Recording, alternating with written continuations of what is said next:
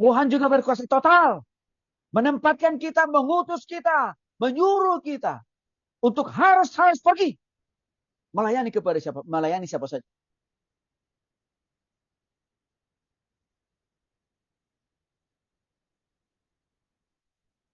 Itulah yang Tuhan perlihatkan waktu dia memanggil, memilih, mengutus, dan menyuruh Yunus. Harus pergi melayani orang-orang kafir. Pembenci Tuhan pada waktu itu. Pembenci kekristenan. Yaitu orang Irak. Atau orang Niniwe. Artinya apa? Yunus tidak hanya dipilih dan dipanggil untuk melayani bangsa Israel. Sama Bapak Ibu. Panggilan Tuhan buat kita hari-hari ini bukan hanya untuk mengkristenkan orang Kristen KTP yang bertobat. Tapi juga harus memberitakan Injil kepada saudara kita seberang. Untuk itu saya katakan tadi, kenapa Bapak Ibu ditempatkan di daerah-daerah yang mayoritas saudara kita seberang.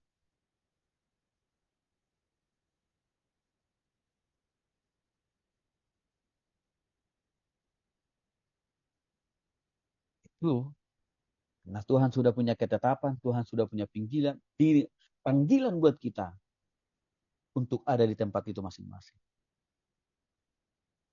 Saya ada di Bandung, hidup di lingkungan orang-orang mayoritas saudara kita seberang. Saya nggak perlu marah sama Tuhan.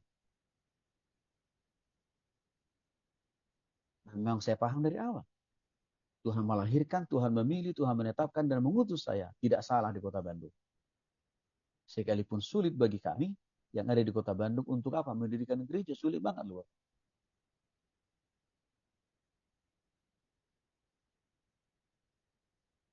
Tapi saya selalu melihat tidak ada yang salah dari panggilan dan pilihan itu. Karena terbukti apa? 27 tahun sudah kami jalani juga jadi hamba Tuhan di kota Bandung yang mayoritas saudara-saudara kita seberang. Sama halnya dengan saudara-saudara. Tidak salah saudara dipanggil, dipilih, ditetapkan oleh Tuhan di kota di mana saudara berada. Sekalipun kota di mana saudara berada, mayoritas seperti yang saya katakan saya alami tadi di lingkungan saudara kita seberang. Enggak salah Tuhan. Tugas kita di sana bukan hanya melayani orang-orang Kristen KTP, tapi tugas kita juga di kota kita masing-masing memberitakan Injil kepada saudara kita yang pembenci Tuhan. Karena itulah tugas daripada Yunus kepada orang-orang Niniwe, Bapak. Jadi jangan kita berpikir, wah saya hanya dipanggil dan dipilih untuk orang Kristen KTP. Enggak.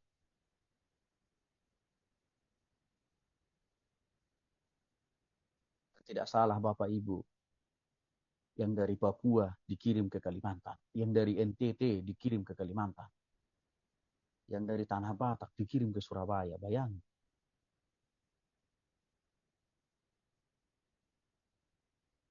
Itu tidak lebih karena Tuhan yang telah memilih dan memilih.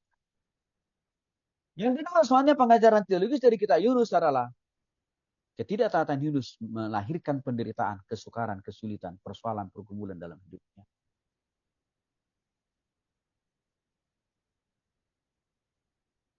Pelarian Yunus itu bentuk perlawanannya terhadap Tuhan. Saya ulangi Bapak Ibu.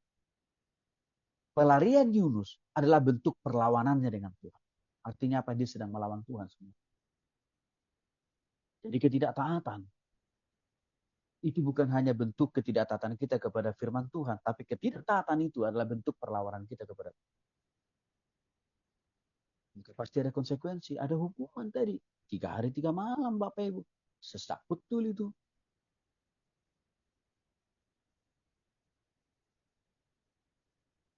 Saya kira kita nggak perlu mengalami kesesakan seperti apa yang dialami oleh Yunus di perut ikan 3 hari 3 malam. Nggak perlu dah Bapak Ibu. Asal kita belajar dari kesalahan Yunus apa?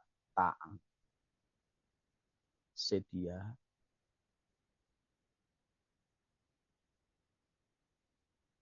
Saya sering menyampaikan dan mengingatkan dan menasihati teman-teman yang bekerja di dunia sekuler atau teman-teman yang bekerja di dunia usaha dan bisnis. Saya selalu katakan, jangan terlalu cepat ambil keputusan resign, resign, resign, resign, resign. Hanya sekedar karena engkau tidak diperlakukan dengan tidak adil. Hanya sekedar karena engkau menyatakan kebenaran lalu engkau dibenci, dimusuhi. Lalu engkau langsung ambil keputusan resign. Jangan. Karena belum tentu itu akhir penempatan Tuhan di tempat di mana engkau bekerja. Belum tentu itu akhir. Bisa saja itu awal Tuhan mengangkat engkau semakin lebih tinggi dan makin lebih tinggi. Banyak contoh konkret di Alkitab. Daniel mengalami kok, dan dengan teman-teman Sadrak, Mesak, Abednego mengalami kan Bapak Ibu. Hidup dalam ketaatan dan kejujuran dalam Tuhan mereka diperlakukan dengan tidak ada. Tapi Daniel, Sadrak, Mesak, Abednego tidak langsung mengatakan Tuhan, kami lebih baik lari aja, tinggalkan saja tempat ini. Enggak. Dan mereka tahu mereka di situ karena pilihan Tuhan. Maka mereka konsisten di situ, sekalipun diperlakukan dengan tidak adil, bahkan tidak manusiawi. Ini pesan penting juga ini buat kita yang bekerja di dunia profesional. Apakah sebagai karyawan, sebagai staf, jangan langsung mengambil keputusan. Oh, ini sudah waktu saya selesai. Belum tentu itu maunya Tuhan. Maunya Tuhan sebenarnya lewat pergumulan itu saudara sedang dibentuk, didewasakan iman pengharapannya dan karakternya. Masih mengandalkan Tuhan atau tidak?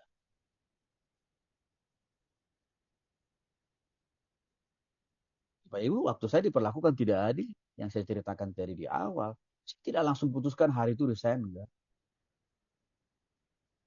Saya masih tetap setia beberapa tahun kok di tempat itu. Sampai akhirnya Tuhan yang meminta. Kau pindah toh, kau pindah. Karena saya mampu kau sudah berusaha melakukan perubahan di tempat itu. Menjadi garam di tempat itu, tapi orang-orang itu tidak mau. Pindah kau sekarang. Baru saya pindah Bapak Ibu. Jadi kalau hanya karena tidak diperlakukan tidak adil, saya nggak mau pindah. Karena saya sudah melihat banyak para profesional ini akhirnya kesulitan mendapat pekerjaan yang baru. Nganggurnya lebih lama dibanding daripada kalau dia kerja di perusahaan itu.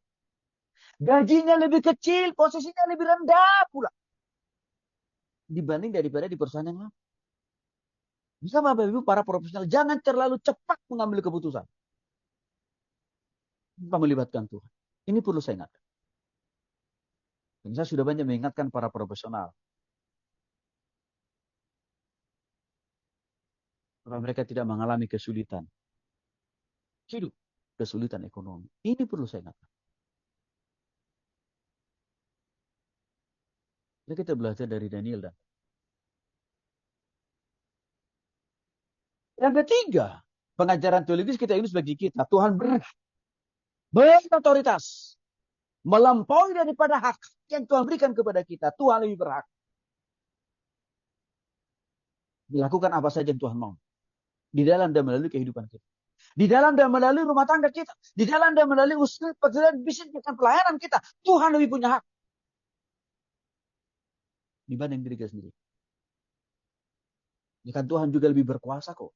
Dibanding daripada sedikit kekuasaan yang Tuhan berikan kepada kita. Tuhan lebih berkuasa. Presiden saja di negara kita ini. Kekuasaannya juga dibatasi kok. 5 tahun kalau bisa, 5 tahun berikutnya. Cuma 10 tahun kok. Tapi Tuhan tidak dibatasi ruang waktu kekuasaan.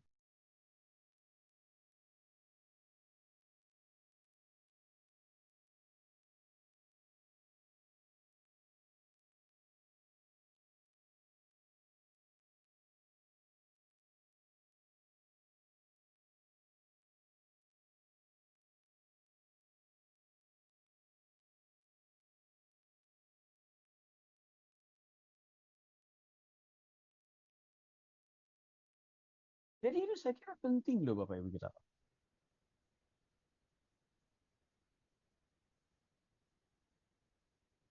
Karena saya kalau ditanya, Pak Tony, ya ditanya atau minta dukungan doa ya. Tolong doakan ya Pak, saya mau resign. Saya tanya dulu, kenapa dia harus memilih resign? Apa alasannya? Apa dasarnya? Saya tanya dulu. Saya tidak langsung gegabah. Oh ya, oke, oke, oke. Saya doakan dalam nama Tuhan Yesus, resign lah kau. Enggak. Jadi kita hamba-hamba Tuhan juga harus juga pakai hikmat dari Tuhan ya. Kadang-kadang keputusan jemaat kita salah, kita amini pula. Tanya dulu, apa dasar resignnya?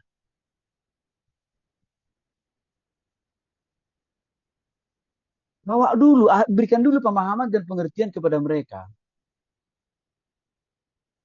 Mengambil contoh kisah yang dialami oleh Daniel, Yusuf. Kan banyak contohnya Bapak Ibu jadi referensi buat kita hamba Tuhan. Jadi masa begini, kita pun hamba Tuhan kalau kasih nasihat sama orang harus yang alkitabiah gitu loh. Jangan karena hanya menyenangkan supaya jemaat ini, jemaat saya ini tidak marah, tidak pindah gereja, tidak masuk perpuluhan, ya saya iayakan aja semua. Ya, kita nggak layak jadi hamba Tuhan tuh kalau begitu polanya, Bapak. Nah, dulu, apa masalahnya sih? Oh, saya dijolimi. Oh, tenang. Itu kan bukan berarti waktunya Tuhan kau urusan. Bukan. Tapi engkau sedang dipakai Tuhan untuk menjadi garam dan terang di sana. Menyatakan kebenaran.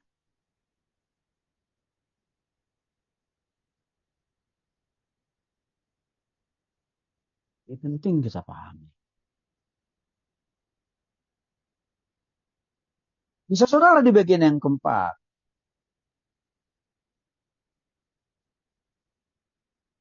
Tuhan itu berkuasa. Menubatkan, mengubahkan setiap orang. Sekalipun saya katakan tadi.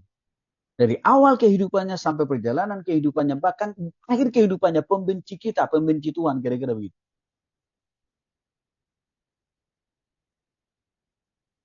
Tuhan masih bisa punya kuasa untuk menubatkan dan mengubahkan dia. Dengan catatan.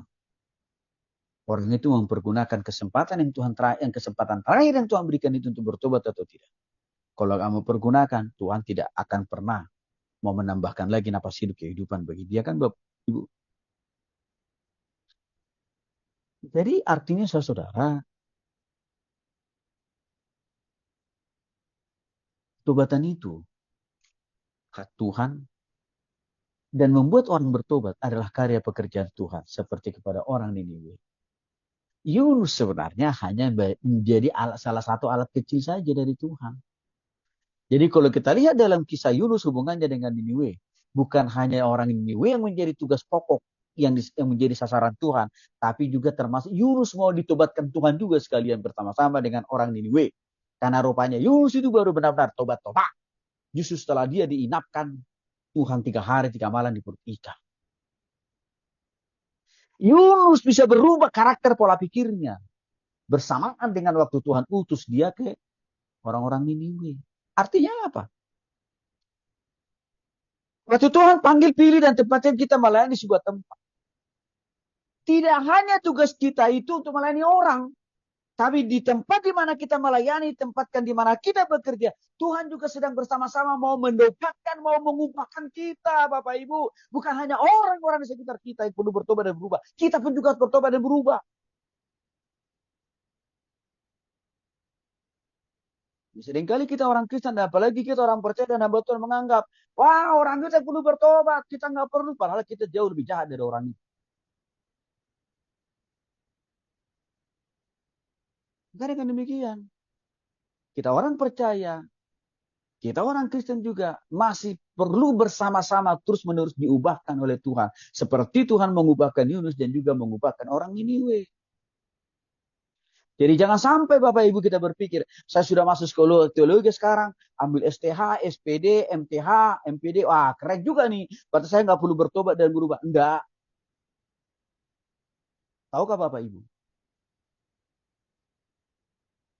Waktu saya mengajarkan setiap firman Tuhan kepada Bapak Ibu juga, saya selalu minta sama Tuhan, Tuhan, saya juga mau berubah Tuhan. Semakin lebih baik lagi. Ya, di samping saya juga Tuhan pakai mengajar orang-orang lain. Saya mau serta-merta bersama-sama diubah oleh Tuhan. Saya masih terus berdoa untuk itu, Bapak.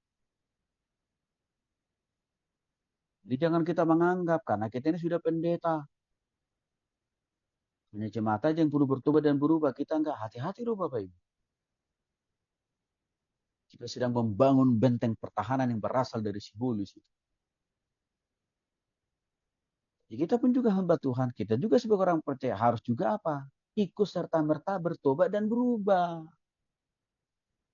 Jangan kita tuntut jemaat kita nggak boleh merokok. Tapi kita rokok juga,